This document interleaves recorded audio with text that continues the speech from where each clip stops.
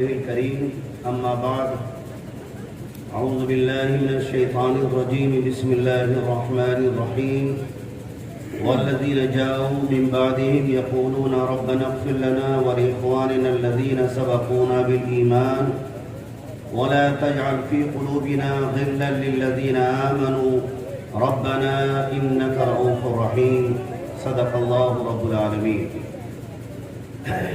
رئیس پر تشریف فرما علماء محترم اور میرے سامعین محترم ناظرین، السلام علیکم ورحمۃ اللہ وبرکاتہ. مجھ سے پیشتر بہت ساری باتیں صحابہ کے تعلق سے نثر میں اور نظم میں آپ نے سماعت کی ہے. زیادہ لمبی گفتگو کرنے کی ضرورت محسوس نہیں کرتا ہوں، لیکن لکھنؤ سے یہاں آیا ہوں اور آپ کا کھانا بھی کھاؤں گا تو کچھ نہ کچھ نمک کا ثبوت مجھے دینا ہی دینا ہے. حالانکہ ابھی کھانا نہیں کھایا ہے، کام کرنے کے بعد زید پور والے دام دیتے ہیں تو تقریر کے بعد ہی ہمیں کھانا ملے گا انشاءاللہ.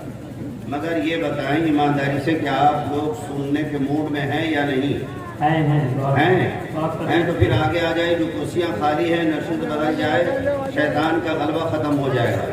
جو خالی کرسیاں ہیں تھوڑا آگے آ جائیے، مجھے بھی اچھا لگے. جس طرح مسجدوں میں ہماری صفیں بالکل درست ہوتی ہیں، ایسے جلسوں میں بھی ہماری صفیں مکمل ہونی چاہیے. شیطان کو گھسنے کا موقع نہیں ملنا چاہیے. آ جائیے، تشریف لائیے.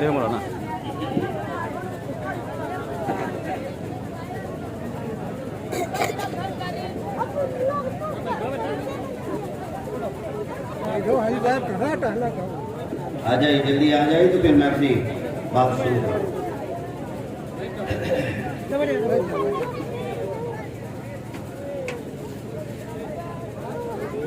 میرے پیارے بھائیوں، اللہ کا کرم اس کا احسان ہے.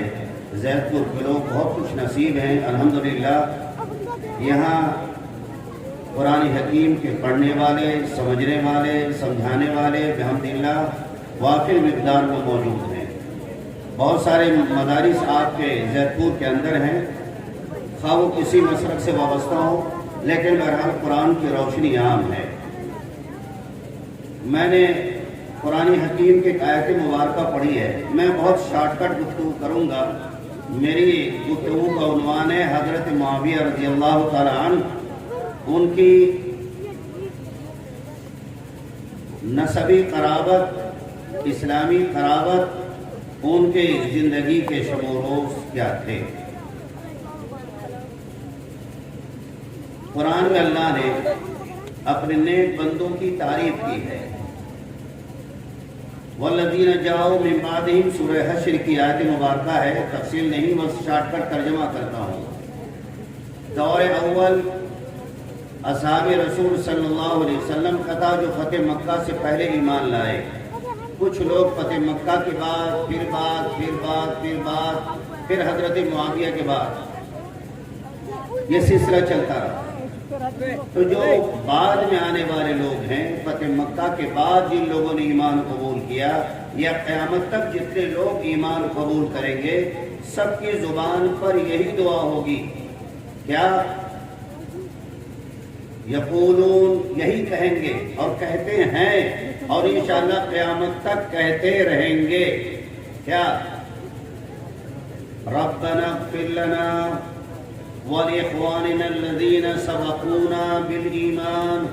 اے اللہ مجھے بھی معاف کر دے اور مجھ سے پہلے جتنے ایمان والے گزرے ہیں، اے اللہ ان سب کو معاف کر دے. یعنی یہ بڑوں کا احترام بھی ہے اور اپنے ساتھ اپنے بڑوں کے لیے دعائے خیر بھی قرآن ہمیں بتاتا ہے. جس کنڈیشن میں خلفائے راشدین اور دیگر اصحاب رسول نے، عشرہ مبشرہ نے، بیعت الرضوان نے اور دیگر صحابہ نے جان، مال، تن، من، دھن سب کی قربانیاں پیش کی ہیں. دنیا میں ایسی نظیر کسی تاریخ میں، کسی رسول کی شریعت میں نہیں ملتی. یہ صرف امت محمدیہ صلی اللہ علیہ وسلم کی فضیلت، فوقیت اور برتری ہے کہ ایسے جانثار ملے. کسی پیغمبر کو ایسے صحابہ نہیں ملے. آسمان و زمین نے ایسے صحابہ نہیں دیکھے جیسے محمد عربی صلی اللہ علیہ وسلم کے صحابہ تھے. تاریخ شاہد ہے. تو یہ سب دعا کرتے ہیں اور آگے دوسری دعا ہے جو اس وقت حالات ہیں، صحابہ کرام کی تنقیص، توہین، خواہ کسی کنڈیشن میں ہو، ان کے نام کو اس انداز میں بیان کرتے ہیں جیسے محلے کا کوئی کلو للو، یہ سب ہوتا ہے اس انداز میں، بے پناہ گستاخی اور بےہودگی ہے۔ صحابہ کرام اپنے سے پہلے والے صحابہ کے لیے دعا کیا کرتے ہیں؟ وَلَا تَجْعَلْ فِي قُلُوبِنَا غِلًّا، اے اللہ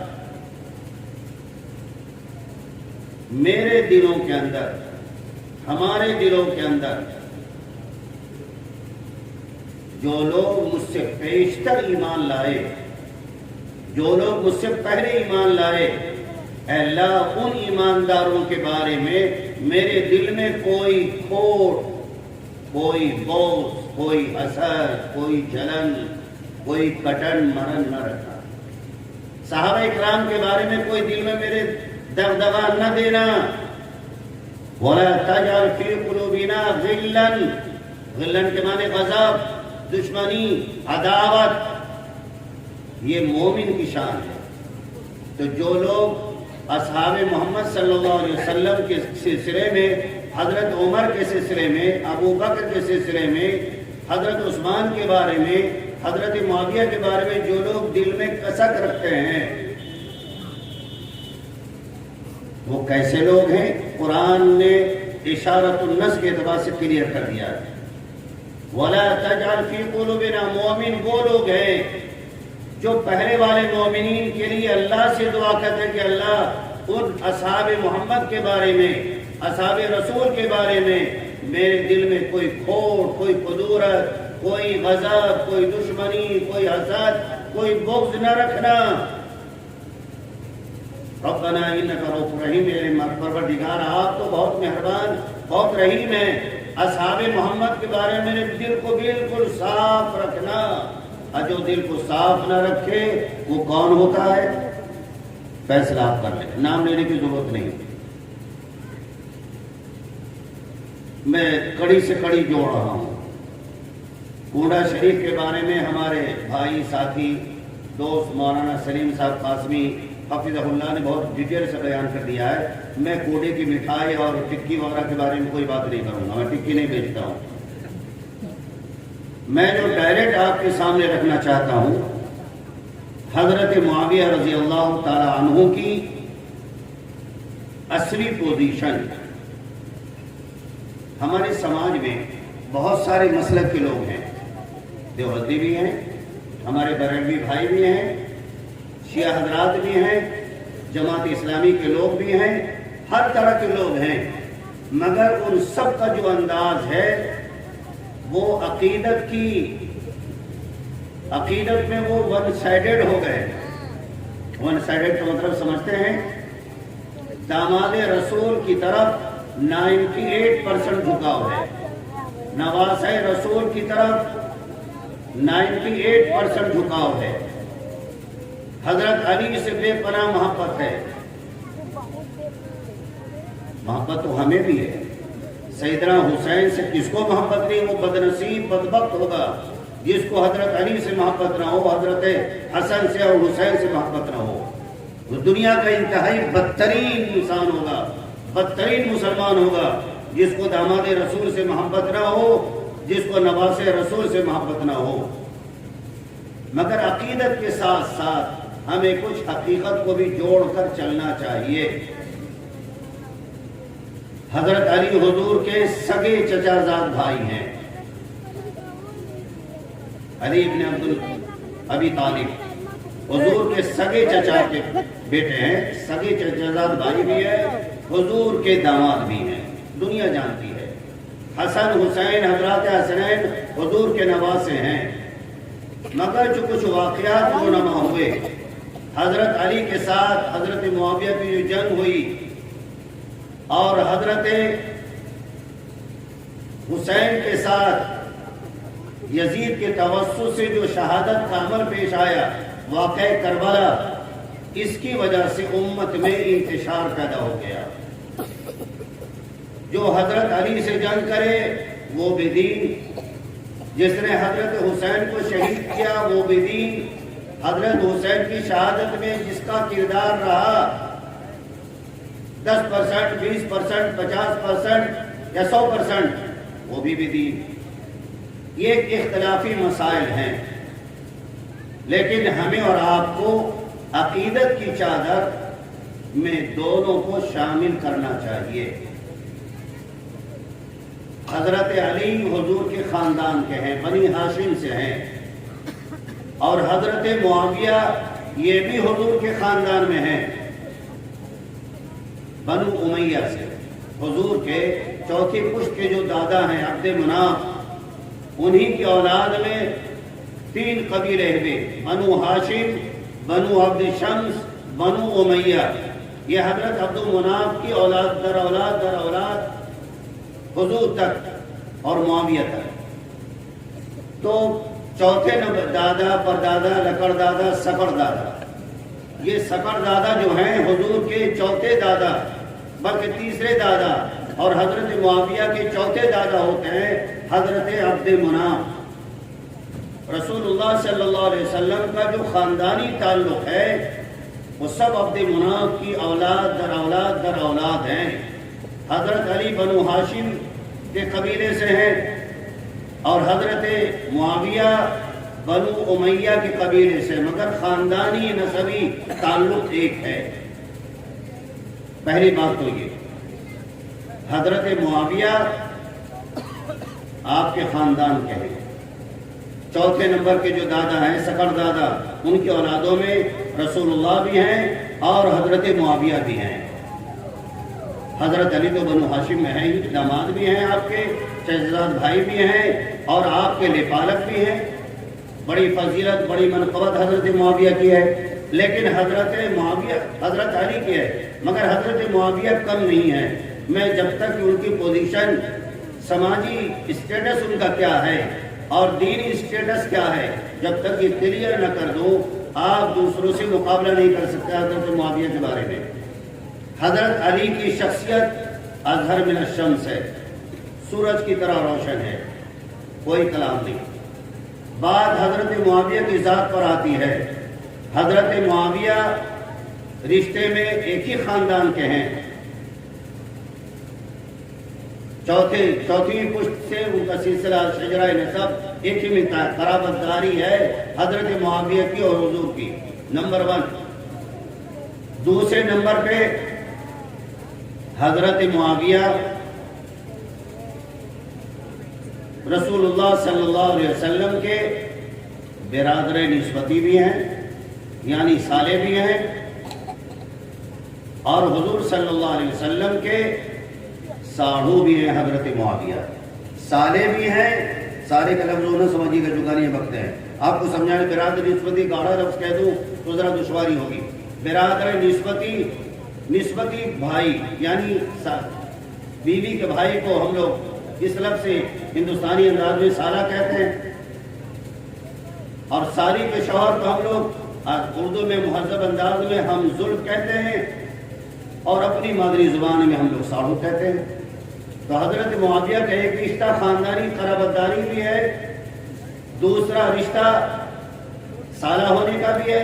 حضرت ام حبیبہ جو حضرت معاویہ کی سوتیلی بہن تھی، ان سے آپ کا نکاح ہوا، اس اعتبار سے حضور کے سالے بھی ہو گئے۔ تیسرا رشتہ حضور کے ساڑھو بھی ہیں، حضرت ام سلمہ رضی اللہ تعالی عنہا جو ام المومنین ہیں، ان کی چھوٹی بہن حضرت صغرا رضی اللہ تعالی عنہا، ان کے شوہر حضرت معاویہ۔ تو رشتہ داری ادھر خاندانی نسب کا رشتہ ہے، دوسرے یہ رشتہ سالہ ہونے کا ہے، تیسرے ساڑھو ہونے کا ہے۔ حضرت معاویہ کو اسی لیے لوگ خال المسلمین یا خال المومنین، مومنوں کے ماموں بھی ہیں، اور حضور کے ساڑھو ہیں، تو ہمارے آپ کے کون ہوئے؟ خالو بھی ہوئے نہیں ہوئے؟ بھائی آپ اپنے باپ کے ساڑھو کو کیا کہیں گے؟ کیا کہیں گے؟ خالو ہی تو کہیں گے۔ نبی صلی اللہ علیہ وسلم ہمارے روحانی والد ہیں، ان کی بیویاں ہماری روحانی مائیں ہیں، تو ماں کی جو بہن ہوگی وہ کون ہوگی؟ خالہ ہوں گی۔ تو نبی صلی اللہ علیہ وسلم سے ان کا رشتہ سالہ ہونے کا بھی ہے، ساتھ ساتھ ہم زلف یعنی ساڑو ہونے کا بھی ہے، تو ہمارے ماموں بھی ہو گئے امت کے خالو بھی ہو گئے۔ چوتھا رشتہ نبی صلی اللہ علیہ وسلم کے چچا زاد بھائی کے بیٹے سے حضرت معاویہ کی سگی بہن ہند بنت ابی سفیان کی شادی ہوئی تھی، اس اعتبار سے بھی قرابت داری رشتہ داری ہے۔ سوتیلی بہن سے حضور کا نکاح ہوا، اور معاویہ رضی اللہ تعالیٰ عنہ کی سگی بہن سے حضور کے چچا زاد بھائی کے بیٹے یعنی حضور کے چچا زاد بھتیجے کا نکاح ہوا، اس اعتبار سے بھی قرابت داری ہو گئی۔ 4 رشتے ہو گئے، ہوئے نہیں ہوئے؟ یہ تو آپ کا خاندانی پس منظر ہے رشتہ داری کے تعلق سے۔ حضور کے سالے کو آپ برا بھلا کہیں گے، حضور کے ساڑھوں کو برا بھلا کہیں گے آپ، حضور کے خاندان والوں کو برا بھلا کہیں گے آپ، نبی کو اچھا لگے گا؟ ایمانداری سے بتائیے، اچھا لگے گا؟ نہیں۔ یہ تو نسبی قرابت دار حسب نسب کا تعلق ہے۔ دینی پوزیشن اور دینی اسٹیٹس کیا ہے؟ حضرت معاویہ بذاتی خود صحابی رسول ہیں، صحابی رسول کے بیٹے حضرت سفیان بھی فتح مکہ کے موقع پر ایمان لائے، حضرت معاویہ بھی ایمان لائے، تو صحابی کے بیٹے بھی ہیں، خود صحابی کے بیٹے اور صحابیہ کے بیٹے، حضرت معاویہ کی ماں ہند بنت عتبہ یہ بھی صحابیہ تھی، تو باپ بھی صحابی، ماں بھی صحابیہ، خود بھی صحابی، بہن بھی صحابیہ، بہن امہات المومنین۔ کتنے رشتے بھی دی شریف۔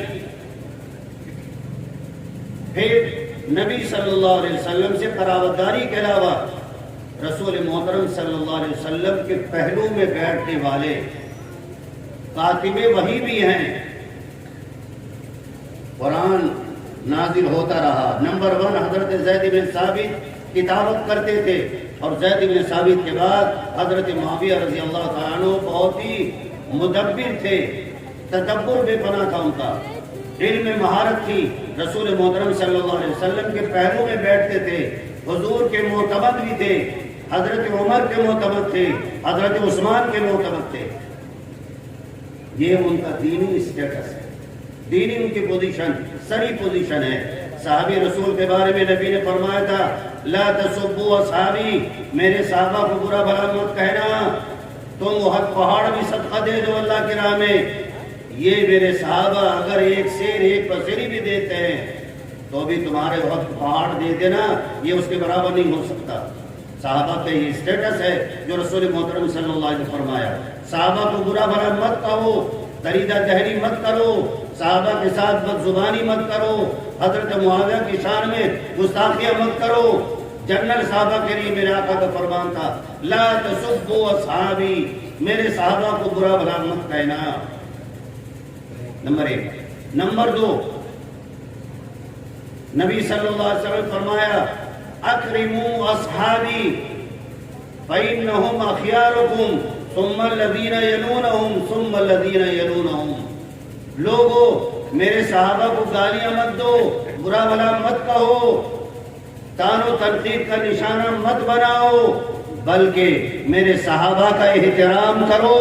اکرموا اصحابی فإنہم اخیارکم، میرے صحابہ کا احترام کرو، ان کی عزت کرو، کیونکہ یہ امت کے بہت نیک صالح بزرگان دین ہیں، نیک لوگ ہیں، نبی کے چاہنے والے، ماننے والے، نبی پر تن من دھن سب قربان کرنے والے ہیں۔ ثم الذین یلونہم ثم الذین یلونہم، پھر صحابہ کے بعد تابعین، تابعین، ان سب کا احترام کرو، یہ میرے آقا کا فرمان۔ صحابہ کو برا بھلا مت کرو، تنقید کا نشانہ نہ بناؤ، ان میں کیڑے نہ نکالو، من میخ مت کرو، صحابہ کا احترام کرو، احترام کرنا لازم اور واجب ہے۔ حضرت معاویہ صحابی ہیں، کیوں ان کے ساتھ من میخ کرتے ہو، بد کلامی بد زبانی دریدہ دہنی کیوں کرتے ہو؟ صحابی رسول کے بارے میں آقا نے جنرل فرمایا، اسپیشلی جو بات عرض کرنی ہے غور سے سنیں آپ، جب تک میں کرسی نہ چھوڑوں آپ ہٹے گی نہیں انشاءاللہ، پکا وعدہ ہے؟ سنیے، امام الانبیاء صلی اللہ علیہ وسلم کے معتمد تھے حضرت معاویہ، جبھی تو جب تک وحی الہی کا نزول ہوتا رہا سالوں حضرت معاویہ حضور کے پہلو میں بیٹھ کر کتابت کرتے رہے، وحی الہی کی کتابت کرتے رہے، قرآن کی کتابت کرتے رہے، تو کیا بغیر صفات کے، صفات عالیہ کے، بغیر خوبی کے امام الانبیاء صلی اللہ علیہ وسلم کو اپنے پہلو میں بیٹھایا؟ بددیانت تھے تو قرآن میں بددیانتی کی ہوگی؟ آپ بتائیں، جس پر نبی نے اعتماد بھروسہ کیا ہو، تم بے ایمان ان کے اوپر لب کشائی کر رہے ہو، خیانت کا الزام لگا رہے ہو۔ برسوں جس نے امام الانبیاء صلی اللہ علیہ وسلم کے پہلو میں بیٹھ کر سفر میں، حضر میں، جس نے آپ کے پیچھے ہزاروں نمازیں پڑھی ہیں، جس نے آپ کے رویائے مبارک کی، چہرے مبارک کی زیارت کی ہے، جس نے آپ کے ساتھ سفر میں، حضر میں ساتھ دیا ہے، کیا وہ بے اعتماد لوگ، بے اعتبار آدمی ہیں حضرت معاویہ؟ رسول اللہ نے کیوں اپنے ساتھ رکھا؟ کاتب وحی کیوں بنایا؟ آپ پر پورا اعتماد کیوں کیا؟ اور اتنا ہی نہیں بلکہ امام الانبیاء صلی اللہ علیہ وسلم نے ان کے لیے دعائیں فرمائی ہیں۔ جو لوگ تنقید کرتے ہیں، جن جن مولویوں کو مانتے ہیں، ان کے بارے میں پوچھے کہ ان کے مولانا نے ان کے لیے کیا کیا تھا۔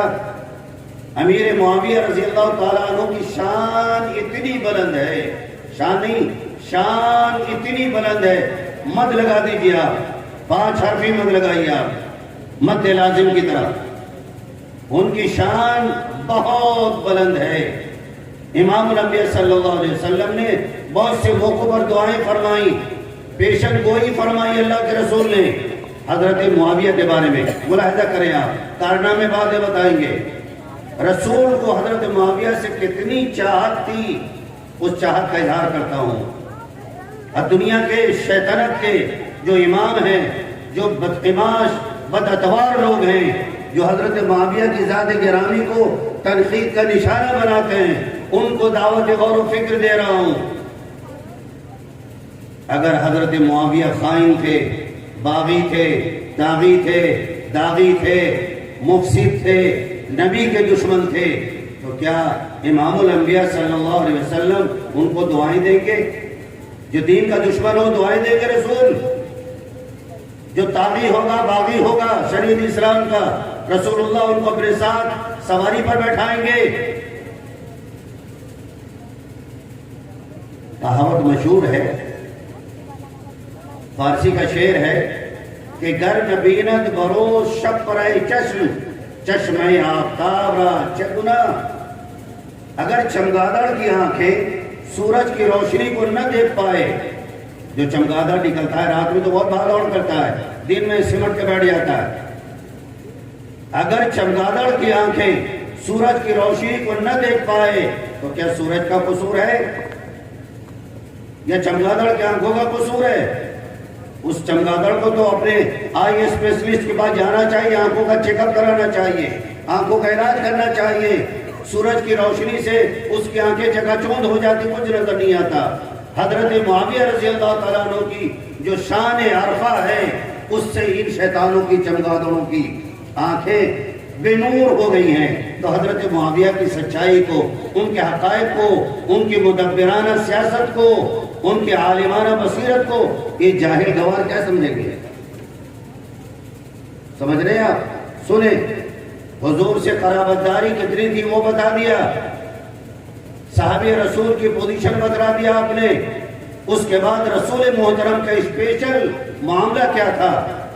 رسول محترم صلی اللہ علیہ وسلم، صحابہ کرام بتاتے ہیں، صحابہ کے نزدیک حضرت معاویہ کی شان کتنی بلند تھی، صحابی رسول بتاتے ہیں۔ امام الانبیاء صلی اللہ علیہ وسلم نے کئی موقعوں پر حضرت معاویہ کے لیے دعا فرمائی، اللہم اجعلو ہادیا مہدیا وہدی بہ، اے اللہ معاویہ کو ہادی بنا دے، ہدایت پر چلانے والا بنا دے، ہدایت پر چلنے والا بنا دے، اور لوگ اس کے ذریعے سے ہدایت عطا فرما۔ ایک دعا۔ دوسری دعا، نبی صلی اللہ علیہ وسلم نے حضرت معاویہ کی سیاسی بصیرت، تدبر، فہم و فراست، دانائی، اعلیٰ دماغی کو دے کر امام الانبیاء صلی اللہ علیہ وسلم نے فرمایا، اے اللہ معاویہ کو اللہم علم معاویۃ الکتاب والحساب وقہ من العذاب، اے اللہ معاویہ کو کتاب کا علم دے دے، حساب کا علم دے دے، اے اللہ معاویہ کو جہنم کی آگ سے بچا لے۔ نبی نے دعا کی ہے۔ دو حدیث سنائی میں نے آپ کو۔ تیسری حدیث رسول محترم صلی اللہ علیہ وسلم، حدیث کی لمبی فہرست ہے، بات سنیے آپ۔ حضرت عمیرہ ابن سعد رسول محترم صلی اللہ علیہ وسلم کے لیے حضرت معاویہ وضو کے لیے پانی لے کر کے، رسول نے فرمایا کہ معاویہ پانی لے کر کے وضو کے لیے، حضرت معاویہ وضو کے لیے پانی لائے۔ نبی صلی اللہ علیہ وسلم نے اس پانی سے وضو فرمایا اور معاویہ کی طرف دیکھتے رہے، دیکھ کر فرمایا کہ معاویہ اگر اللہ تمہیں، یہ نبی کی پیشن گوئی ہے امارت کے لیے، خلافت کے لیے، یہ چمگادڑ کی آنکھیں رکھنے والے اور گدھے کا دماغ رکھنے والے حضرت معاویہ کی پوزیشن کو کیا سمجھیں گے؟ نبی نے فرمایا معاویہ اگر اللہ تمہیں کہیں کا امیر المومنین بنا دے، تم کو کسی ملک کا خلیفہ بنا دے، فاتق اللہ، تو معاویہ امارت پانے کے بعد اللہ سے ڈرتے رہنا اور انصاف کا معاملہ کرنا۔ یہ نصیحت فرمائی۔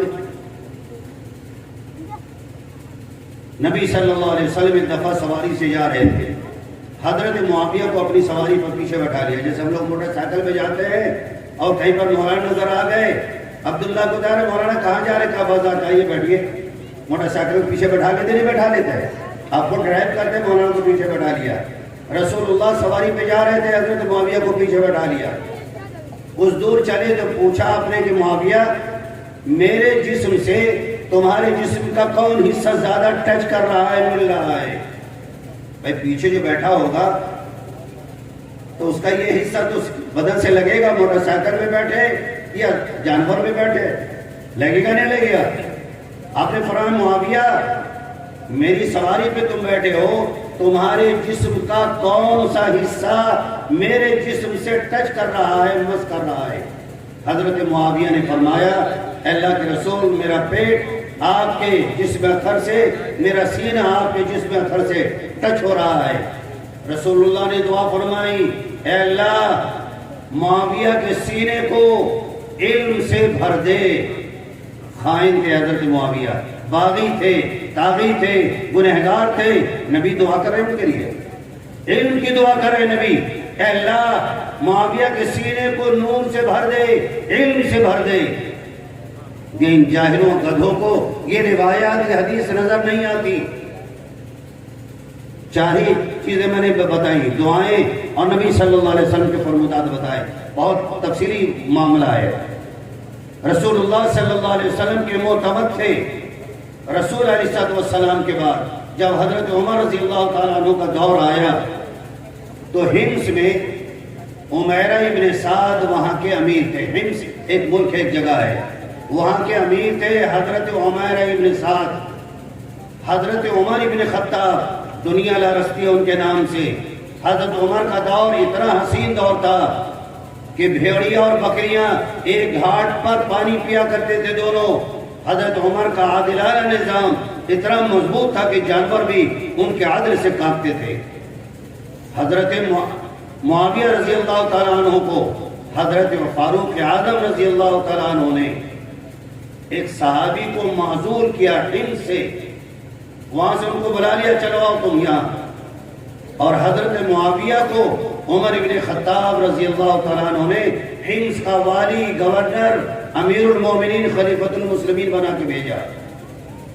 اتنا ہی نہیں، سنیں، جب حضرت معاویہ وہاں کے امیر المومنین بن گئے تو لوگوں نے چرچا کرنا شروع کر دیا کہ یہ عجیب معاملہ ہے، عمیر ابن سعد کو رسول اللہ نے معزول کر دیا اور معاویہ کو حضرت عمر ابن خطاب نے عمیرہ ابن سعد کو معزول کر دیا اور معاویہ رضی اللہ تعالیٰ عنہ کو وہاں کا والی بنا دیا، تو خود حضرت عمیر ابن سعد فرماتے ہیں اے لوگوں، تم جب حضرت معاویہ کا تذکرہ کرو لم یذکروا الا بخیر، جن کو معزول کیا گیا ہے، جن سے حکومت چھینی گئی ہے، جب ان کے سامنے لوگ، ان کے چاہنے والے، ان کے فالوورز جب حضرت معاویہ کے بارے میں کچھ دوسرے الفاظ کہہ رہے ہیں تو وہ معزول ہوا شخص کہہ رہا ہے نہیں، معاویہ کے بارے میں کوئی غلط بات نہ کہو، جو بھی کہو خیر کہو۔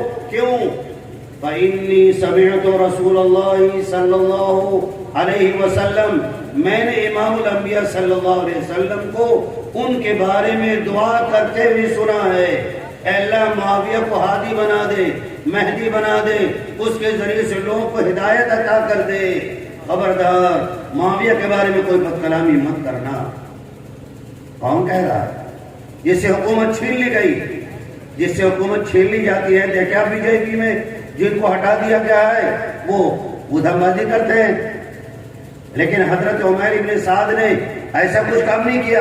حضرت معاویہ کے جب اپارٹمنٹ کیا گیا ہے تو اس کی تعریف کر رہے ہیں، لوگوں سے کہہ رہے خبردار معاویہ کے بارے میں کوئی بد کلامی مت کرنا، میں نے آقا صلی اللہ علیہ وسلم کو ان کے لیے دعا کرتے ہوئے سنا ہے۔ یہ باقاعدہ احادیث میں موجود ہے، یہ کسی لال کتاب کی کہانی نہیں سنا رہا ہوں آپ کو۔ جو لوگ صحابہ سے بزن ہیں، حضرت معاویہ سے بزن ہیں، وہ صرف حضرت علی سے جنگ ہونے کی وجہ سے، یزید سے بزن ہیں، حضرت معاویہ پر سارا بخار اتارتے ہیں۔ ہمارے سماج کے لوگ اہل سنت والجماعت اپنے آپ کو کہتے ہیں، مگر وہ بھی شیعوں کی طرح حضرت معاویہ کے بارے میں ان کی تاریخ، ان کی ہسٹری، ان کی روایتیں بے پناہ مخالفانہ ہے۔ ابو بکر، عمر، عثمان، ان سب کے بارے میں بہت ہی مخالفانہ رویہ ہے شیعہ علماء کا، شیعہ مورخین کا۔ انہوں نے حضرت معاویہ کی شان کو ڈیمیج کرنے کے لیے وہ روایتیں گھڑ لی، انہی روایتوں کو ہمارے سماج کے لوگ، پڑھے لکھے جاہل لوگ، وہ بھی پڑھ کر کے حضرت معاویہ کے اوپر ویسے ہی کمنٹ کرتے ہیں۔ یہ حضرت معاویہ رضی اللہ تعالیٰ عنہ کی پوزیشن ہے کہ آقا صلی اللہ علیہ وسلم نے یہ ہدایت دی، حضور نے جیتے جی ان کو بشارت سنائی، پیشگی فرمائی کہ اگر تم کو امارت ملی۔ اور حیرت ہوگی آپ کو، حضرت عمر نے اپنے زمانے میں حمص کے بعد حضرت معاویہ کو ملک شام کا گورنر بنایا، خلیفہ امیر المومنین بنایا، قائم رہے۔ حضرت عمر کی وفات کے بعد یا شہادت کے بعد حضرت عثمان غنی امیر المومنین جب بنے، حضرت عثمان نے بھی ان کو وہیں پر قائم رکھا۔ 40 سال ملک شام میں حضرت معاویہ نے خلافت کی، 40 سال، 1 2 4 سال نہیں، 14 سال نہیں، 24 سال نہیں، 34 سال نہیں، 40 سال حکومت کی ہے حضرت معاویہ رضی اللہ تعالیٰ عنہ نے، جو حضرت عمر ابن خطاب کے معتمد تھے، جو حضرت عثمان غنی کے معتمد تھے۔ یہ بےہودہ ظالم بے ایمان ظلم الیقین لوگ ان کی ذات کو مورد تان قرار دے رہے ہیں۔ ارے آنکھوں کا علاج کراؤ، دماغ کا علاج کراؤ، کہاں کہاں تمہاری اسکرو ڈھیلے ہیں ان کو ٹائٹ کراؤ، شریعت اسلامی کی تعلیم حاصل کرو، تاریخی روایت سے صحابہ کے بارے میں فیصلے مت کرو۔ دنیا کا دستور ہے۔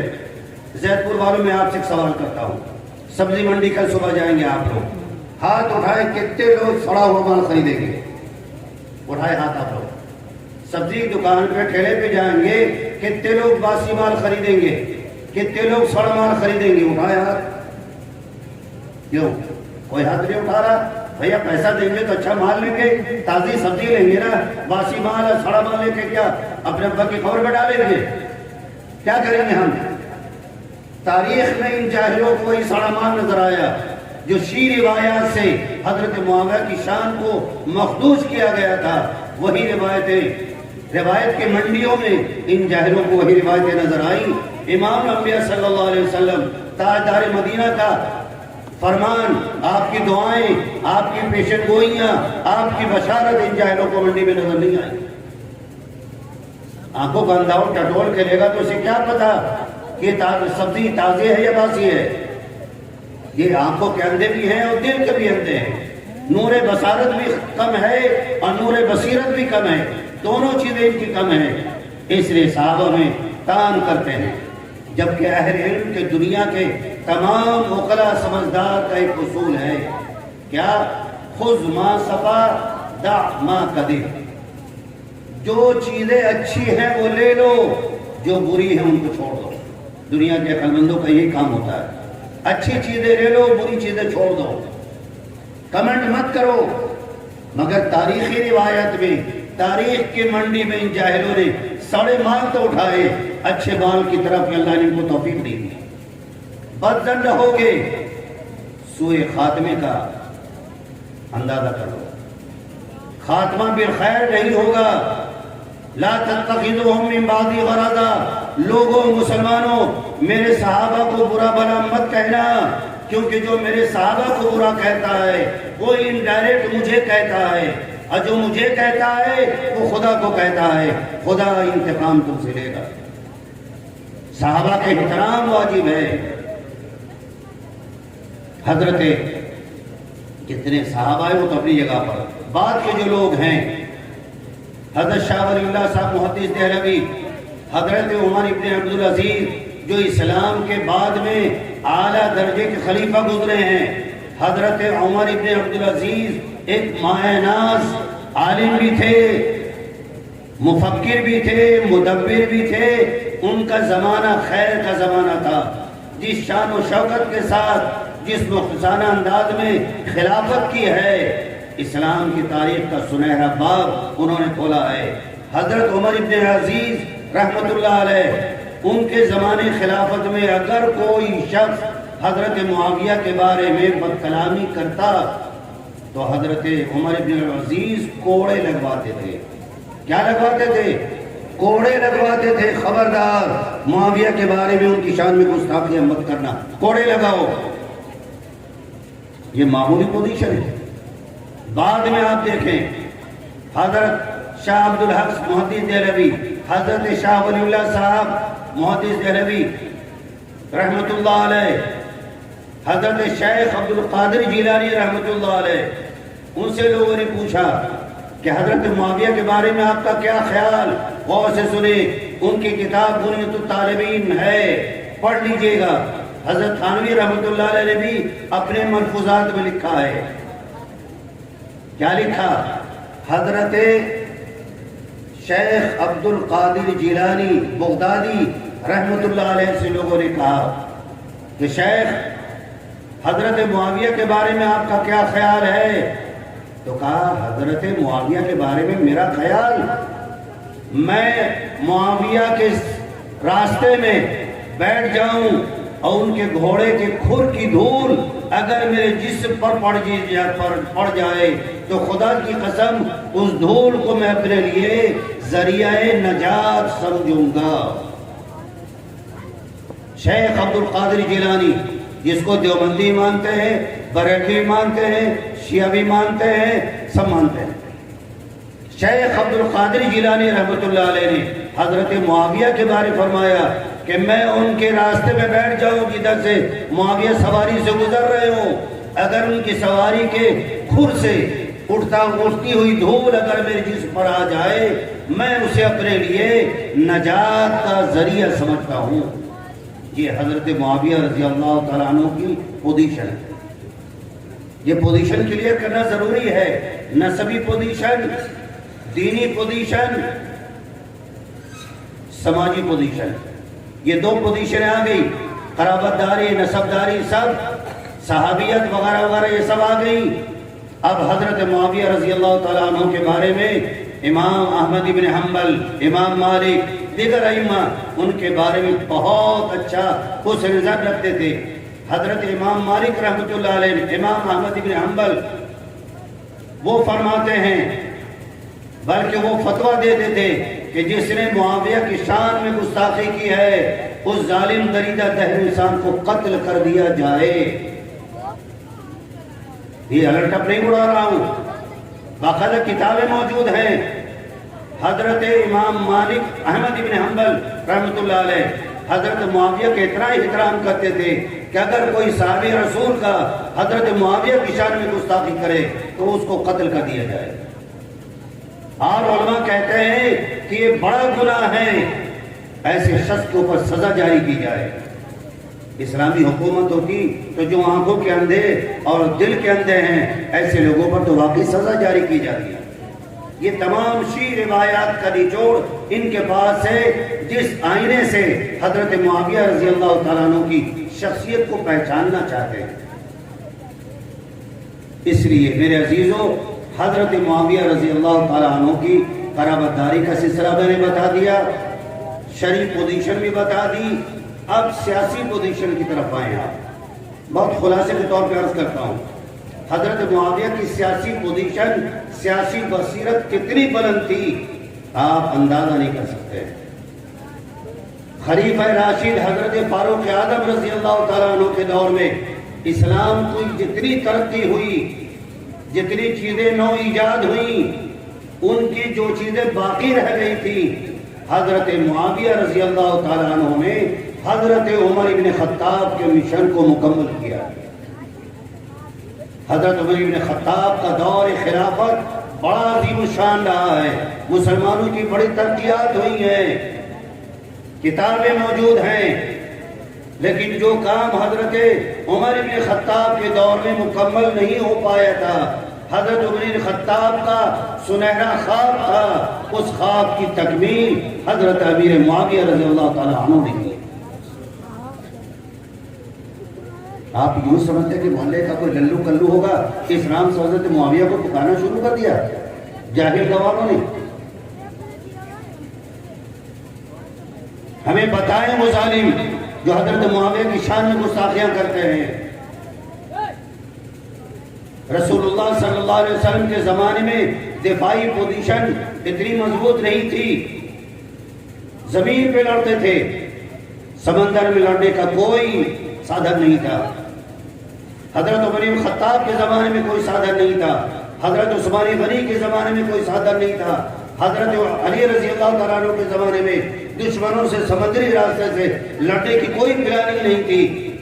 سب سے پہلے بحری بیڑا حضرت معاویہ رضی اللہ تعالیٰ عنہ نے اپنے دور خلافت میں تیار کیا، سمندری راستوں سے دشمن کے گھروں میں گھس کر ان کے دانت کھٹے کیے۔ جب جب رومی عیسائیوں نے بدماشی کی، ہر بار ان کے دانت کھٹے کیے۔ سمندری راستے کی ایجاد، بحری بیڑے کس نے تیار کیے؟ امت مسلمہ کی شان و شوکت میں چار چاند کس نے لگائے؟ حضرت امیر معاویہ نے۔ اور کارنامے سنیں آپ، دیگر صحابہ نے جو کیا اپنی شایع نشان، حضرت معاویہ نے امت کے اوپر کم احسان نہیں کیا۔ امت حضرت معاویہ کے احسان کا حق ادا قیامت تک نہیں کر سکتی۔ اپنے دور خلافت میں حضرت معاویہ نے اپنے دور امامت میں قبرص کی فتح، روڈس کی فتح، صقلیہ کی فتح، سوڈان کی فتح حضرت معاویہ نے کی تھی۔ کسی میں دم نہیں تھا جو ان ظالم لوگوں سے مقابلہ کر لے، ان کے ملک کو فتح کر لے، اسلام کا پرچم بلند کرے، پسینے چھوٹ جائیں گے۔ جو لوگ تانو تشریح کرنے والے ہیں وہ تو چٹخارے لے لے کر کے بیان کرتے ہیں، اپنے خاندان کو جمع نہ کر پائیں، اپنے گاؤں کو جمع نہ کر پائیں۔ اور حضرت امیر معاویہ رضی اللہ تعالیٰ عنہ نے قبرص کو فتح کیا، روڈس کو فتح کیا، صقلیہ کو فتح کیا، سوڈان کو فتح کیا۔ اور ان کے کارنامے سنیں آپ، حضرت امیر معاویہ رضی اللہ تعالیٰ عنہ وہ کارہائے نو انجام دیا کہ مسلمانوں میں بڑی ابتری پھیلی ہوئی تھی، سراسیمگی تھی، امت بے پناہ منتشر ہو گئی تھی جنگوں کی وجہ سے۔ ان تمام لوگوں کو ایک پرچم تلے جمع کرنا یہ امیر المومنین حضرت معاویہ رضی اللہ تعالیٰ عنہ کا کارنامہ۔ امت تتر بتر تھی، منتشر تھی، پھٹے ہوئے باز کی طرح، کوئی سیاسی پوزیشن نہیں تھی۔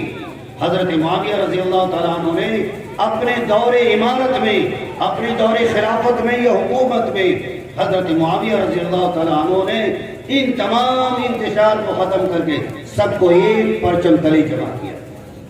اور اتنا ہی نہیں بلکہ ایک زمانہ گزرنے کے بعد فلسفہ جہاد کا سلسلہ گویا مفقود ہو گیا تھا، جذبہ جہاد سرد پڑ گیا تھا، حوصلے پست ہو گئے تھے۔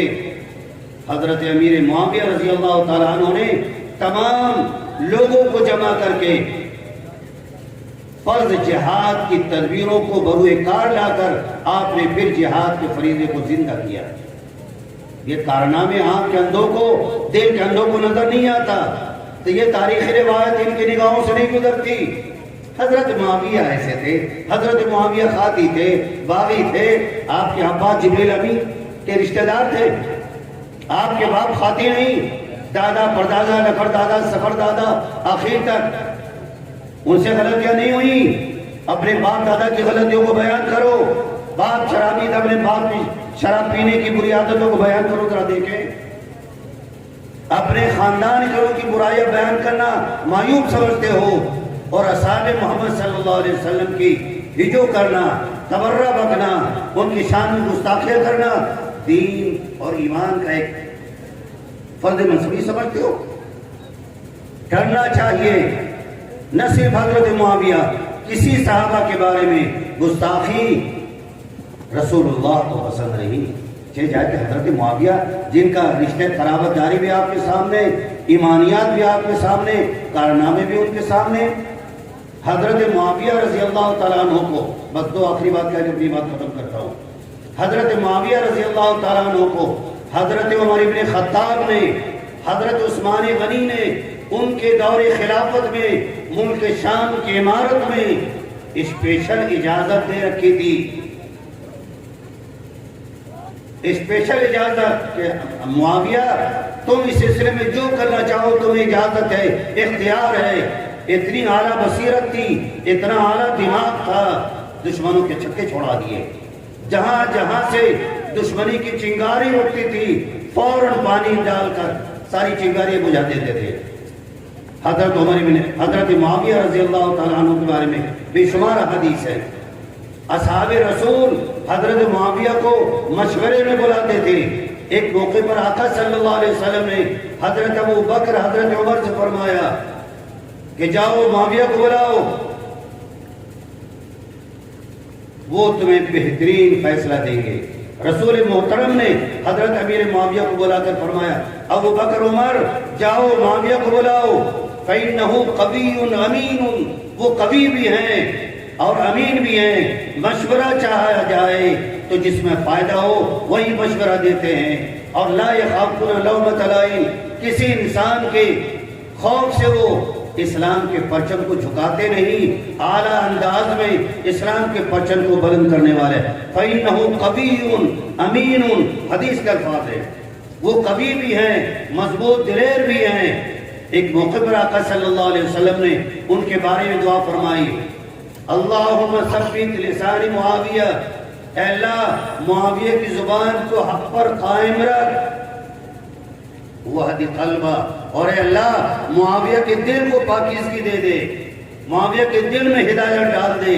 یہ امام الانبیاء صلی اللہ علیہ وسلم کی اتنی دعائیں ایسے گنہگار کے لیے، آپ سوچیں امام الانبیاء اتنی دعائیں کریں گے ایسے شخص کے لیے جس کو دنیا کے شیطان صفت لوگ ان کی شان میں گستاخیاں کرتے ہیں، کیڑے نکالتے ہیں، تنقید کا نشانہ بناتے ہیں۔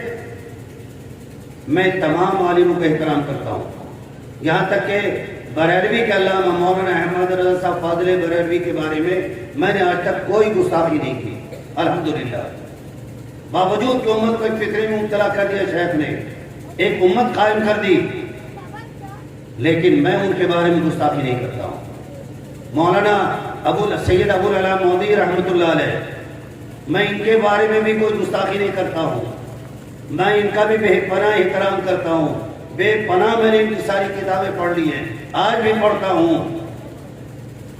یہ پیغمبر نہیں ہے۔ مولانا ابو العلا مودودی یا مولانا احمد رضا صاحب فاضل بریلوی یا مولانا اشرف علی تھانوی یا رشید احمد گنگوئی یہ پیغمبر نہیں ہے، بشر ہیں، ہر بشر میں شر ہوتا ہے، ہر بشر سے غلطیاں ہوتی ہیں۔ مولانا مودودی رحمۃ اللہ علیہ نے بھی حضرت معاویہ کے بارے میں بے پناہ چیزیں لکھی ہیں، کمزور روایات کے پیش نظر۔ ترجمان القرآن لاہور سے نکلتا تھا، ساری جلدیں موجود ہیں ہمارے پاس۔ انہوں نے ایک کتاب لکھی خلافت و ملوکیت، حضرت معاویہ، بازار میں منڈی میں کتاب ملتی ہے خلافت و ملوکیت، موٹی سی کتاب ہے۔ میں نے کئی مرتبہ کتاب پڑھی ہے۔ صحابہ کی عظمت کمزور ہو جاتی ہے، مخدوش ہو جاتی ہے اس کتاب کو پڑھ کر۔ میں جانتا ہوں، مگر جو لوگ مودودی خیال کے لوگ ہیں وہ بھی حضرت معاویہ کو تنقید کا نشانہ۔ ارے حضرت معاویہ کہاں، تم جوتی کی گرد کے برابر بھی نہیں ہو۔ حضرت معاویہ کی شان کو تم کیا جانو؟ حضرت معاویہ کی وہی شان تھی جو ہندوستان کی ہسٹری میں، ہندوستان کی تاریخ میں اورنگزیب رحمۃ اللہ علیہ کی شان تھی۔ اورنگزیب عالمگیر رحمۃ اللہ علیہ کی کتنی شان بلند تھی، مگر ان کے بارے میں کون سی تاریخ ہسٹری بنائی گئی؟ بس دو مصرے سناتا ہوں، تمہارے لیے بس رہ گئی یہ داستان اتنی کہ اورنگزیب ہندو کش تھا، ظالم تھا، ستمگر تھا۔ اغیار نے کیا ان کے بارے میں فلسفہ رکھا؟ ارے اورنگزیب بڑا ظالم تھا، ہندوؤں کا مرڈر کرتا تھا، ظلم کی انتہا اس نے کر دی، فلاں کر دیا، فلاں کر دیا۔ اورنگزیب رحمۃ اللہ علیہ کے اور کارنامے نہیں یاد ان کو، بس یہ داستان میں لے دے کہ یہ تین باتیں رہ گئی۔ ہندو عالمگیر ہندو کش تھا، ظالم تھا، ستمگر تھا۔ اسی طرح حضرت معاویہ کی تاریخ کو ان بدماشوں نے، آنکھوں کے اندھوں نے اور دل کے اندھوں نے حضرت معاویہ کے بارے میں یہی الفاظ ادا کر دیے۔ حضرت معاویہ دشمن دین تھے، دشمن نبی تھے، باغی تھے، طاغی تھے، داغی تھے، وغیرہ وغیرہ۔ یہ جو اتنی فضیلت اور منقبت میں نے بیان کیا ہے، اس کا خلاصہ کیا ہے؟ حضرت معاویہ سے عقیدت احترام کرنا یہ امت مسلمہ کی شان ہے۔ جمہور علماء کا پیغام ہے کہ حضرت معاویہ رضی اللہ تعالی عنہ کے بارے میں کوئی گستاخی نہ کی جائے۔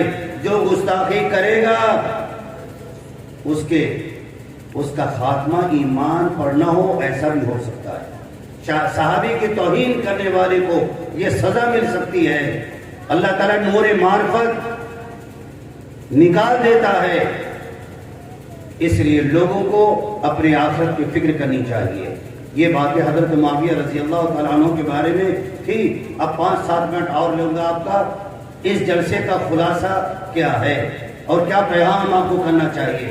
ہمارے دوست بھائی مولانا سلیم صاحب نے تو سب کچھ بتا دیا ہے 22 رجب کے بارے میں، لیکن ایک اصول میں آپ کو دینا چاہتا ہوں۔ حضرت ارباز بن ساریہ رضی اللہ تعالیٰ عنہ فرماتے ہیں، امام الانبیاء صلی اللہ علیہ وسلم ہم لوگ کے پاس آئے اور ہم لوگ کو نماز پڑھائی، کوئی بھی نماز ہوگی۔ اس کے بعد سلام پھیر کر حضور مقتدی کی طرف رخ کر کے بیٹھ گئے۔ فوعظنا موعظۃ بلیغۃ، اور رسول محترم نے ہماری طرف رخ کر کے ایسا خطاب فرمایا، ایسا بلیغ ناصحانہ پیغام دیا، ہم سب کی آنکھیں ٹمٹما گئی۔ ذرفت منہ العیون، آنکھیں برس پڑی، سارے مقتدی رونے لگے۔ وجلت منہ القلوب، سب کے دل کانپ گئے۔ اتنا عظیم پیغام آقا نے دیا۔ ایک صحابی نے فرمایا، قال رجل یا رسول اللہ کأن هذه موعظۃ مودع، اے میرے آقا یہ تو ایسا پیغام ہے جیسے کوئی رخصت ہونے والا اپنے عزیز و قریب کو پیغام دیتا ہو۔ اگر ایسا ہے آپ کا ٹائم پورا ہو گیا ہے اور اللہ کی طرف سے کچھ اشارے آ رہے ہیں، آپ دنیا سے پردہ فرما جائیں گے، تو اوصنا یا رسول اللہ، ہمیں کوئی اچھی نصیحت کر دیں جو بعد میں کام آئے۔ رسول کا فرمان کیا تھا، اس فرمان کا ترجمہ کر کے اپنی بات ختم کرتا ہوں۔ آقا نے فرمایا، اوصیکم بتقوی اللہ والسمع والطاعۃ وإن كان عبدا حبشیا۔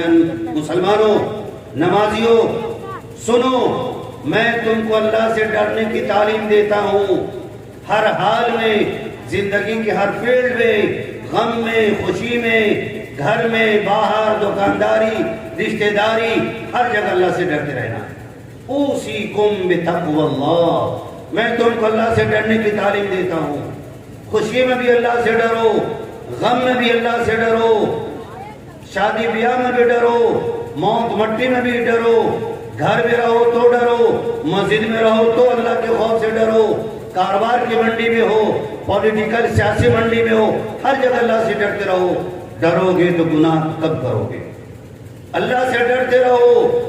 دوسری بات وَالسَّمْعِ وَالطَّاعَةِ وَإِنْ كَانَ عَبْدًا حَبْشِيًّا، اور جو تمہارا مسلمانوں کا امیر ہو، حاکم ہو، امیر المومنین ہو، خلیفۃ المسلمین ہو، چاہے وہ حبشی غلام کالا کلوٹا کیوں نہ ہو، تم اس کی بات سنو گے اور ان کی تابعداری کرو گے.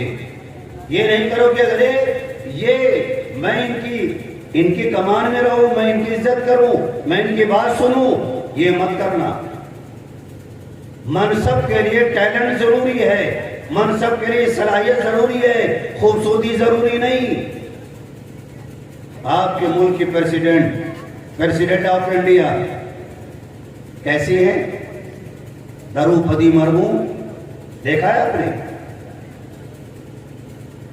دلت برادری کی ہے، ٹیلنٹ ہے، اللہ نے منصب عطا کیا، ہندوستان کی پریزیڈنٹ ہو گئی، صدر اعلیٰ ہو گئی. ٹیلنٹ چاہیے، صلاحیت چاہیے. لہذا اگر کسی حبشی غلام کے اندر یہ صلاحیت ہے، وہ تمہارا امیر المومنین بنا دیا گیا ہے، ان کی باتوں کو سننا، ان کی اطاعت کرنا، خلاف ورزی کرو گے حرام ہوگا. ہمارے یہاں ذات برادری، ارے ہم اس کے پیچھے نماز پڑھیں گے، وہ تو فلاں ہے، وہ تو فلاں ہے، نام نہیں لوں گا، آپ لوگ بھی برا مانیں گے. آپ برادری بات کو آپ نے اپنے منصب کا معیار بنا دیا. ارے وہ گھٹیا برادری کا دلت مسلمان ہے، میں اس کے پیچھے نماز پڑھوں گا، وہ تو فلاں ہے، وہ تو فلاں ہے، میں اس کے پیچھے نہیں پڑھوں گا، اس کو امام نہیں بناؤں گا. ارے امام بننے کی صلاحیت ہے، قرآن اچھا پڑھتا ہے، امام بناؤ، ان کے پیچھے رکوع سجدے کرو، جب اللہ تعریف کہے تو آمین کہو. برادری بات کے جھگڑے کو ختم کرو، مٹ جاؤ گے مسلمانوں. برادری بات کو ختم کرو، تبھی آپس میں اتحاد ہوگا. ورنہ ہر مسلمان، ہر برادری کا آدمی، ہر برادری کا بیوقوف چودھری، ارے مولانا میری برادری کا اصول ہے. میں اکثر بیشتر نکاح پڑھانے جاتا ہوں، زیادہ لوگ مجھ سے پڑھاتے، میں فری میں پڑھاتا ہوں. آپ لوگ تو پہلے ایڈوانس لیتے، کوئی 15,000 کوئی 20,000، ہم تو بالکل پھٹی چڑھا گئے، ہمارا کوئی ریٹ ہی نہیں. جو چاہا دن کو رات کو جب چاہا، رات کے 12 بج رہے ہوں، میرے بھی 12 بج رہے ہوں، مولانا کوئی نہیں آپ پڑھا دیں، چلو بھائی پڑھا دیتے ہیں. نہ چھوارے ملتے ہیں، نہ پیسے ملتے ہیں، کبھی کبھی اپنی گاڑی سے بھی آنا پڑتا ہے. لکھنؤ کے اتنے سمجھدار لوگ ہیں کہ لے جائیں گے بہترین کار سے. جب واپسی کا زمان نکاح ہو گیا، ارے مولانا ڈرائیور سو گیا، کہیں چلا گیا، موبائل نہیں اٹھا رہا ہے، کوئی بات نہیں، میں ٹیمپو کرتا ہوں، چپ چاپ اپنے گھر آ جاتا ہوں. یہ ظالم ہم کو کرایہ بھی نہیں دیتے. تو اکثر و بیشتر نکاح میں جو برادری کے چودھری لوگ ہوتے ہیں وہ آتے ہیں، مولانا رک جائیے، آپ کا سمجھا ہوا نہیں ہے. ہاں اچھا کیا سمجھا ہوا نہیں ہے؟ بھائی ہماری برادری کا یہ اصول ہے. کیا اصول ہے برادری کا؟ جو لڑکی یہاں لکھنؤ میں شادی کر کے رہے گی اس کا ریٹ 10,000 ہے، اور جو الہ آباد چلی جائے گی، لکھنؤ سے باہر جائے گی، اس کا 25,000 ہے. ہم کہا کس امام نے اس کو متعین کیا ہے؟ کس نبی نے طے کیا اس کو؟ مولوی کا سمجھا ہوا نہیں، آپ کا سمجھا ہوا ہے. امام النبی صلی اللہ علیہ وسلم کی شریعت میں نہیں. آپ لوگ، آپ کی برادری الگ ہے. ارے آپ سمجھتے نہیں ہیں، آپ سمجھے کہ نہیں، میں سمجھنا بھی نہیں چاہتا. اسلام صرف ایک برادری کا نام ہے، اما الاسلام و اما الکفر. یہ بذات برادری کیا چیز ہوگی؟ وہ تو تعارف کی چیز ہے. ایک نام کے 4 لوگ ہیں، جہانگیر عالم قاسمی لکھنوی، جہانگیر عالم قاسمی صدیقی، جہانگیر فاروقی، جہانگیر عثمانی، جہانگیر علوی. برادری بات ہو گیا. اور یہ تو پہچاننے کے لیے ہے، لتعارفوا، یہ صرف جان پہچان تعارف کے لیے ہے، لا لتفاخروا، فخر کے لیے نہیں، اعلیٰ ذات کے لیے نہیں ہے برادری. مسلمانوں نے برادری قائم کر کے دلوں میں دوریاں، دلوں کا پارٹیشن کر دیا. ہر برادری دوسری برادری کو گری نگاہ سے دیکھتا ہے. سید صاحب تو جنت کے ٹھیکیدار ہیں، وہ تو سب سے اعلیٰ برادری کے لوگ ہیں، وہ شراب پیے، چوری کرے، جوا کھیلے، ڈائریکٹ جنت میں جائیں گے کیونکہ سید ہے، وہ بخشے بخشائے لوگ ہیں۔ اس کے بعد خان صاحب، مرزا، بیگ، فلاں فلاں، اس کے بعد صدیقی، فاروقی، عثمانی، علوی، ادر جتنی برادریاں ہیں وہ سب بعد میں آتی ہیں، وہ سب جہنم کے راستے پہ چلے جائیں گے۔ عجیب و غریب برادری کا توبہ کرو۔ نبی نے فارمولہ دیا تھا، کسی برادری کا ہو، کان وین کان عبدن حبشین، حبشی غلام کیوں نہ ہو، اگر تمہارا امیر بنا دیا جائے، دل سے مانو، ان کی باتوں کو سمجھو، ان کی اطاعت کرو۔ ایک بات تو اس حدیث سے ہی ہوئی۔ دوسری بات آقا نے فرمایا فَإِنَّهُ مَن يَعِشْ مِنكُم بَعْدِي، مسلمانوں میرے بعد تم میں جو لوگ زندہ رہیں گے قیامت تک، فَسَيَرَىٰ اخْتِلَافًا كَثِيرًا، وہ دنیا کی منڈی میں، دین کی منڈی میں بے پناہ اختلاف دیکھیں گے۔ کوئی کہے گا مزار پہ جانا واجب ہے، بزرگوں سے عقیدہ جو نہیں رکھتا وہ کافر ہے۔ کوئی کہتا ہے مزار پہ جانا حرام ہے، بزرگوں سے مانگنا حرام ہے۔ فَسَيَرَىٰ اخْتِلَافًا كَثِيرًا، میرے بعد لوگوں بہت زیادہ تم اختلاف دیکھو گے، پھر کیا کرو گے؟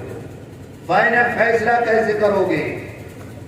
دیوبندی مولوی یہ کہہ رہا ہے، بریلوی مولوی مفتی یہ کہہ رہا ہے، اہل حدیث یہ کہہ رہے ہیں، کس کی مانو گے؟ کس کی مانیں گے آپ؟ رسول نے فرمایا وَعَلَيْكُمْ بِسُنَّتِي، جب یہ کنڈیشن آ جائے، میرے بعد اختلاف بھرپور ہو جائے، ذرا ذرا سی بات کو لے کر، ظالموں نے مسجد کو بھی گندا کر دیا ہے۔ بادلوں کی مسجد میں آپ جائیں تو امام مصلی پہ بیٹھ جائے گا، تکبیر ہوگی، اشہد ان محمد رسول اللہ تک سب بیٹھے رہیں گے۔ اس کے بعد جیسے اشہد ان محمد رسول اللہ کہا، انگوٹھے پہ کچھ چوم کر کے آنکھوں میں لگائیں گے، اس کے بعد اٹھیں گے۔ اگر کوئی وہابڑا چلا گیا، دیوبندی چلا گیا، اس کو بیٹھا گیا، بیٹھ وہابڑا، نہیں تو مسجد سے نکلو، گیٹ آؤٹ، تمہاری مسجد ہماری گندی ہو گئی، تم کافر ہو۔ اختلاف ہے یا نہیں؟ ہے کہ نہیں ہے؟ کیسے فیصلہ کرو گے؟ کیسے عبادت کرو گے؟ رسول نے تو لوگوں کو کلمہ پڑھایا تھا اللہ کے دین میں داخل کرنے کے لیے، اور ہمارے مولوی ہمیں کفر کا فتویٰ لگا کر مسجدوں سے دور کر رہے ہیں۔ کافر آ جائے مسجد ناپاک نہیں ہوگی۔ اگر بریلوی کی مسجد میں کوئی دیوبندی مولوی چلا جائے، مسجد ناپاک ہوگی، پوری مسجد ہو ہی جائے گی۔ دیوبندیوں سے مسافہ کر لو تو نکاح ٹوٹ جاتا، بیوی حرام ہو جاتی۔ ہے اختلاف کے نہیں ہے؟ آپ کیا نہیں ہے؟ میں کانپور گیا تھا، پٹتے پٹتے بچ گیا، مارتے بہت زیادہ، باوجود کہ میں الحمدللہ جوڈو کراٹے کا آدمی ہوں، میں کلب چلاتا تھا، تائیکوانڈو جوڈو کراٹے کا میں الحمدللہ امام ہوں، 10 پہ بھاری تو ہوں، لیکن پھر بھی ان کا غلبہ ہے، مار مار کھڈی پسلی برابر کر دیتے۔ مجھے نہیں معلوم کہ یہاں اعلیٰ درجے کے مسلمان میں چلا گیا ظہر کی نماز میں، دیکھا جیسے عادت ہے سنت پڑھیے، تکبیر شروع میں کھڑا ہو گیا، ایک ادھر سے ہاتھ پکڑ کے کھینچ رہا، دوسرا میری پاجامی بنی ہے، بیٹھ بیٹھ بیٹھ، ہم کہا چپ جا بیٹھو۔ اس کے بعد نماز کے بعد مجھے گھیر لیا، 25-30 لوگوں نے گھیر لیا، کہاں سے آئے ہو؟ ہم کہا لکھنؤ شریف سے۔ اچھا، اسی لیے شرچارہ کو دکھا رہے ہو؟ یہ ہم لوگ اہل سنت والجماعت کی مسجد ہے، خبردار، آج تو معاف کر رہے ہیں، آئندہ آؤ گے تو ہڈی پسلی برابر ہو جائے گی تمہاری۔ ہم کہا کوئی بات نہیں سرکار، آج آ گئے ہیں، انشاءاللہ آئندہ دیکھیں گے، اللہ کی جو توفیق ہوگی۔ ان کی مسجد میں اگر کوئی دیوبندی چلا گیا، دیوبندی ٹوپی والا چلا گیا، دیوبندی پاجامے والا چلا گیا، مسجد ناپاک۔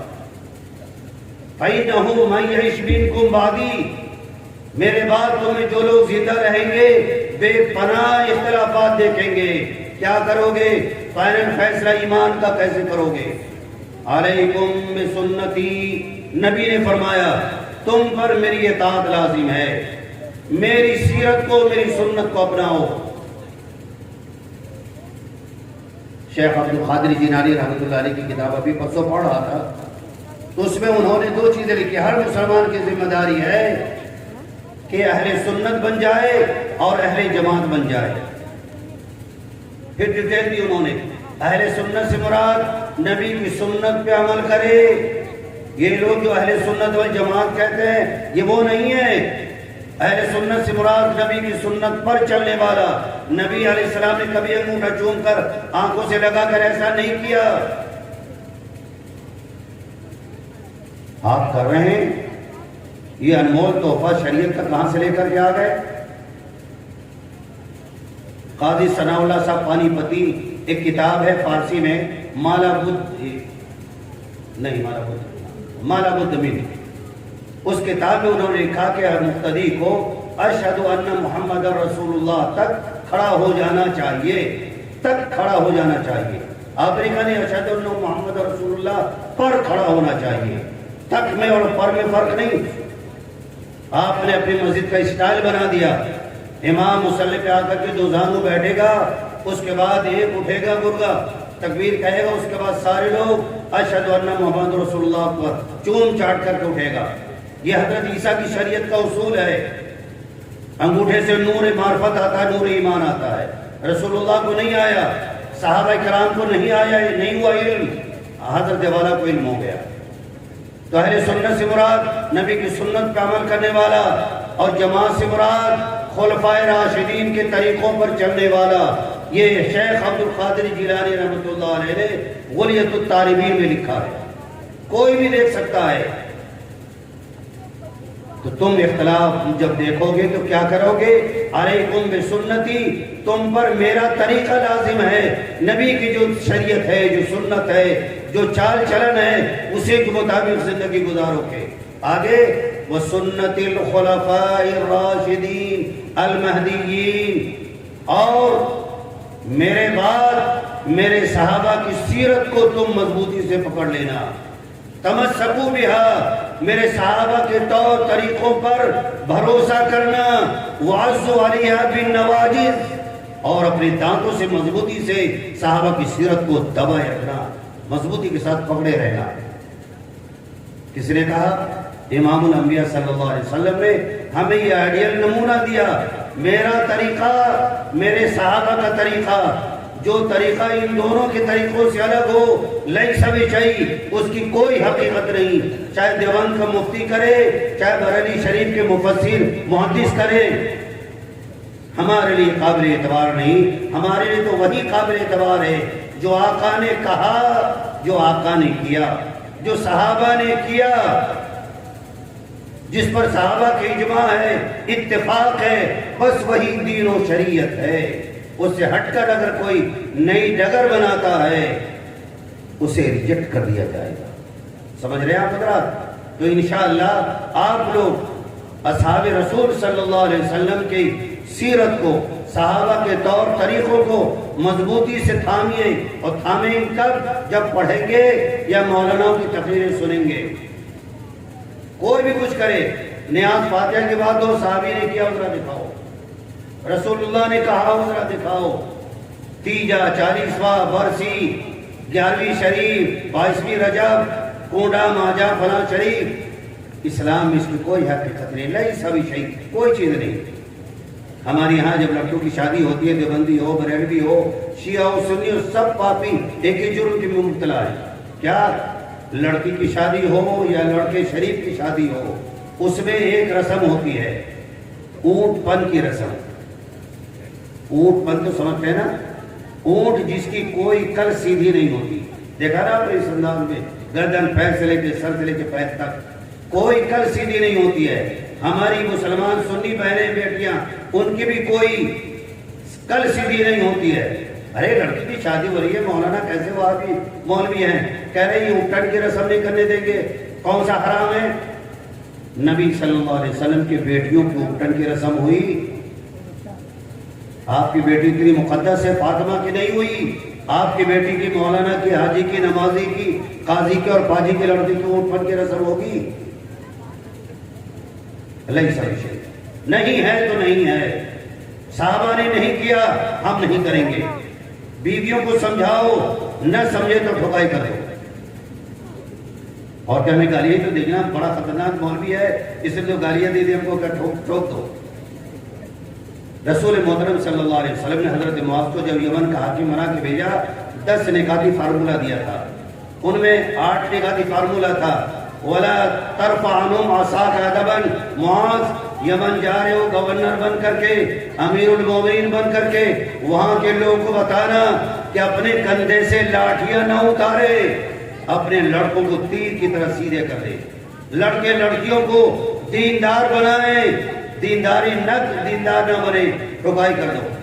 وَلَا تَرْفَعْ عَنْهُمْ عَصَاكَ عَدَبًا، عصا کے بنے لاٹھی جاتے ہیں، اپنے کندھے سے ادب کی لاٹھی کو اتارنا نہیں، اولادیں بیویاں سب بے ادب ہو جائیں گی، بالکل تیار رہو، جہاں بدتمیزی کرے کھٹ سے فارغ کرو۔ وَأَخِفْهُمْ فِي اللَّهِ، اپنے بیٹوں کو، اپنی بیٹیوں کو، اپنی بیویوں کو، اپنی پوتیوں کو، نواسیوں کو اللہ سے ڈراؤ۔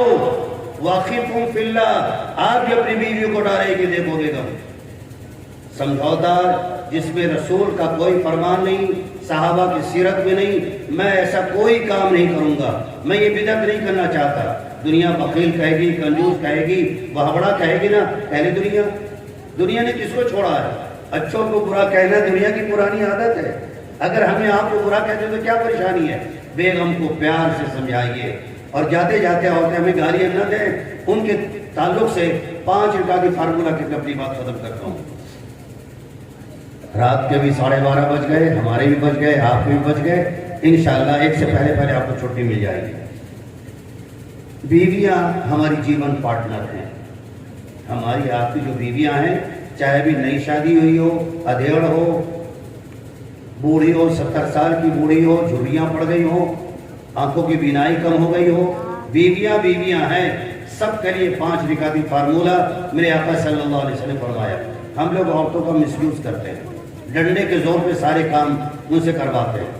رسول محترم نے کیا فرمایا؟ قرآن نے کیا کہا؟ وَلَهُنَّ مِثْلُ الَّذِي عَلَيْهِنَّ بِالْمَعْرُوفِ، جتنا حق مردوں کا عورتوں پر ہے اتنا ہی عورتوں کا حق مردوں پر ہے۔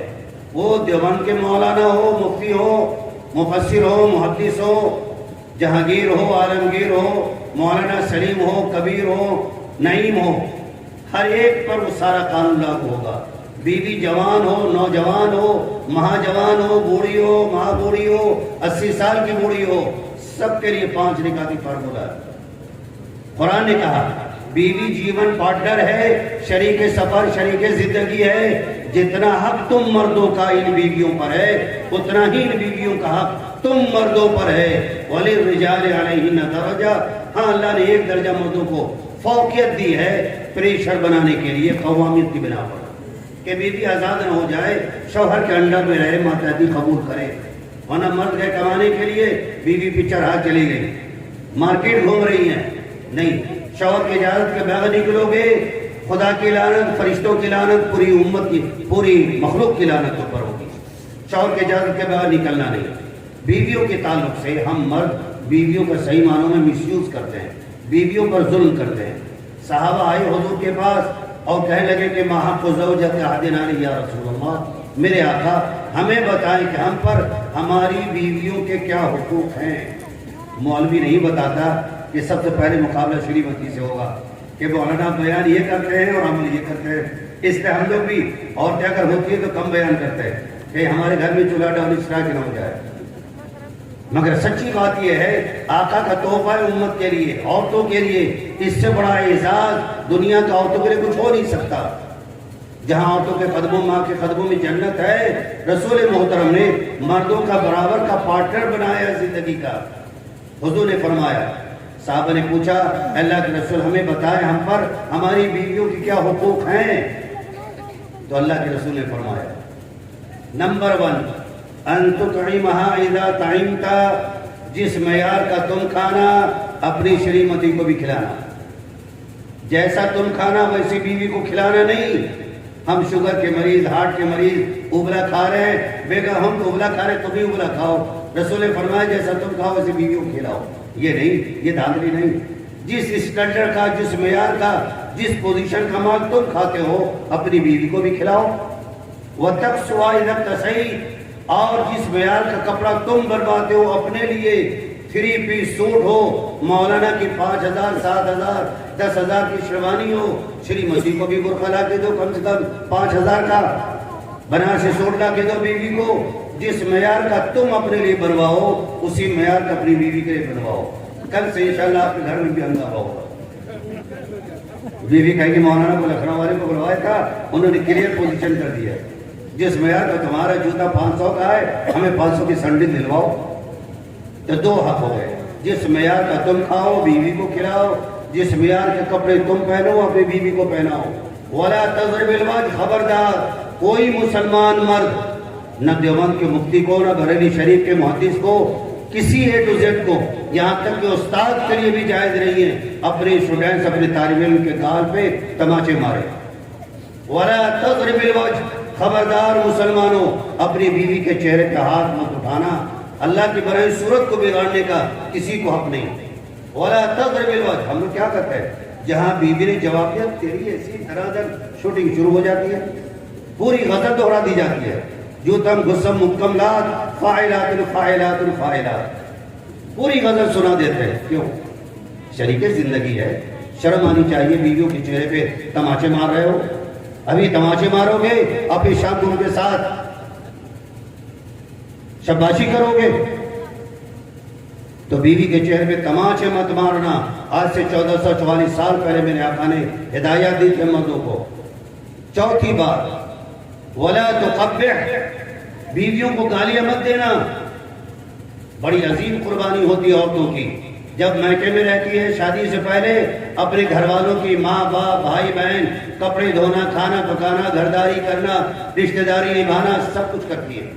جب شادی ہو گئی تو میاں کے ساس سسر کے چوچلے, دیور کے, نند کے, سب کے چوچلے. اولاد دے دی, اولاد کے مسائل. ہم لوگ ایک رات اپنے چھوٹے بچے کو دودھ پیتے بچے کو لے کے سو نہیں سکتے, رات میں بار بار اٹھتا ہے. ہم لوگ تو خاصا مزاج کے آدمی مغل اعظم کھاتے, بڑے کا گوشت کھاتے ہیں, دماغ میں تیزی ہوتی, 2-4 مرتبہ اٹھایا, اے لے جا کم وقت 2 تماچے مارے بچے کو, لے جا اس کو, میرے پاس کا نہیں. عورتیں کتنا کردار ادا کرتی ہیں. تو جو عورت اتنی قربانیاں دے, اگر آپ کے گھر میں اس کو اچھی زبان نہ ملے, اچھی زندگی نہ ملے, دنیا میں اس سے بڑا ظلم اور اس سے بڑا جرم کوئی نہیں ہو سکتا. ولا تقبح, بدتمیز ہے وہ انسان وہ مرد جو اپنی بیویوں کو گالیاں دیتا ہے. بیوی نے غلطی کی, ماں بہن سب کی عزت اتار دیا آپ نے, یہی ایمان شرافت ہے. ولا تقبح, خبردار بیویوں کو کوئی گالی نہ دے بلکہ بیویوں کو سلام کرے. ہمارے سماج میں اگر کوئی مرد پرانی عورتوں کے سامنے اگر اپنی بیوی کو سلام کر دے تو ماں کہے گی ہائے اللہ گیا میرا بیٹا ہاتھ سے. ارے اب یہ تو بیوی کو سلام کرا کم وقت, میرے ہاتھ سے گیا جوروں کا غلام ہو گیا. بیوی کو سلام کرنا ہم معیوب سمجھتے ہیں. آقا صلی اللہ علیہ وسلم روزانہ عصر سے کے مغرب کے بیچ میں تمام بیویوں کو سلام کرتے تھے, خیریت پوچھتے تھے, 2-2 5-5 منٹ ان کے ساتھ بیٹھتے تھے. نبی نے تو بیوی کو سلام کرنا سنت بتایا ہے. ہمارا سماج کہتا ہے جو بیوی کو سلام کرے گا بیوی کا غلام ہو جائے. بیویوں کو سلام کرو, گھر سے نکلو اچھا بیگم السلام علیکم, واپس آئے السلام علیکم, تمام گھر والوں کو سلام کرو. بیوی ہو, ماں ہو, بیٹا ہو, بیٹی ہو, بھائی ہو, بہن ہو, سب کو سلام کرو. یہ سنت ہمارے گھر میں نہیں. بیوی کو سلام کرنا ہماری عادت نہیں. ارے پر وقت اس کو کیا کریں گے جو گھر کی نوکرانی لائے کے رانی بنا دیا نوکرانی, اب اس بےہودہ عورت کو میں سلام کروں گا. نبی نے اپنی بیویوں کو سلام کیا, روز سلام کرتے تھے آقا صلی اللہ علیہ وسلم. عصر کے بعد معمول تھا کہیں سفر میں جاتے تو سلام کر کے جاتے. 5ویں بات, آخری بات, میری تقریر ختم. ولا تهجر الا في البيت او كما قال صلی اللہ علیہ وسلم. دیکھو اگر میاں بیوی میں کسی میٹر کو لے کر کسی بات کو لے کر تنفن ہو جائے, اونچ نیچ ہو جائے, تو میں ہو جائے, نشیب و فراز آ جائیں, بچے کو لے کر, ماں کو لے کر, ساس کو لے کر, نند کو لے کر, دیورانی جٹھانی کو لے کر, تو تم خان صاحب آدمی ہو نہ تم گھر چھوڑ کے بعد اچھا رہا تو یہ گھر کے اندر میں نکلا, نہ یہ کرو گے. اور نہ رات کے 1 بجے بیوی کو دھکے مار کے نکل, تم وقت جا نکل, نہ یہ کرو گے. نہ تم گھر سے نکلو گے نہ اپنی شریمتی کو گھر سے نکالو گے. بعض بدتمیز رات میں لڑتے ہیں اور 1 بجے رات میں بیوی کو باہر کر دیا, اندر سے کنڈی لگا رہی ہو بیچاری, دروازے پیٹے, رو رہی ہے, چیخ رہی, چلا رہی ہے, کوئی حیثیت نہیں. آپ کے بچوں کی وہ خیر خواہ مشقتوں سے جنم دیا, آپ کا پریوار بڑھاتی ہے, خدمت کرتی ہے, اور ذرا سے غلطی پر مرد یہ ظلم کرتے ہیں. خبردار یہ مت کرنا، نہ تم نکلنا نہ بیگم کو نکالنا، ایک گھر میں رہو۔ بہت زیادہ غصہ ہے تو منہ ادھر کر لو۔ سمجھدار بیوی ہوگی روٹھے شوہر کو منا لے گی، سمجھدار مرد ہوگا شریمتی کو منا لے گا، اللہ زندگی میں پھر خوشگواریاں عطا کر دے گا۔ کریں گے آپ لوگ؟ کتنے لوگ بیویوں کو سلام کریں گے؟ ہاتھ اٹھائیں، ایمانداری سے کہیں کتنے لوگ بیویوں کو سلام کریں گے؟ نہیں، کم لوگ ہیں۔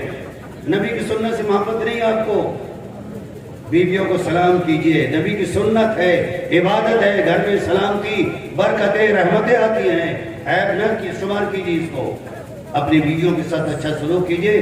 سب سے اچھا مرد نبی نے فرمایا خیرکم خیرکم لأہلی وانا خیرکم لأہلی، لوگوں تم میں سب سے اچھا انسان وہ ہے، سب سے اچھا مسلمان وہ ہے جو اپنی گھر والے کے ساتھ اچھا سلوک کرتا ہے۔ لوگوں میں اپنی بیویوں کے ساتھ اچھا سلوک کرتا ہوں، یہ نبی نے کہا، میں نہیں کہہ رہا ہوں، نبی نے کہا وانا خیرکم لأہلی، دیکھو میں اپنی بیویوں کے ساتھ ہمیشہ اچھا برتاؤ کرتا ہوں۔ نبی نے اپنی بیوی کو کبھی تھپڑ نہیں مارا۔ ہم میں سے کتنے لوگ ہاتھ اٹھائیں گے کہ ہم نے بیوی کو نہیں مارا ہے؟ 100 میں شاید ایک دو ہو جو نہ مارے، بیوی کے غلاموں نہ ہاتھ اٹھا نہ مارا ہو، لیکن 99% تو لوگ یوں تم غصہ مکملات کرتے ہیں۔ نہیں کرنا چاہیے، بیوی کے ساتھ یہ ظلم ہے۔ اللہ ہم سب کو خیر کی توفیق عطا فرمائے، نبی سے اصحاب نبی سے محبت عطا فرمائے، نبی کی سنت کے مطابق زندگی گزارنے کی توفیق عطا فرمائے، صحابہ کے طور طریقوں کو اپنا کر جینے کی توفیق عطا فرمائے۔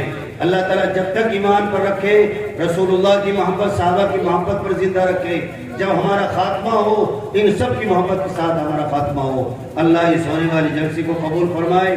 جتنے علماء کرام نے بیان کیا ہے، جتنے نعتیہ کلام سنائے گئے، اللہ سب کو قبول فرمائے، ہم سب کے ساتھ خیر کا، فضل کا، انعام کا، بخشش کا معاملہ فرمائے، اور ہماری نسلوں کو اللہ تعالیٰ ہدایت نصیب فرمائے۔ وآخر دعوانا الحمدللہ رب العالمین۔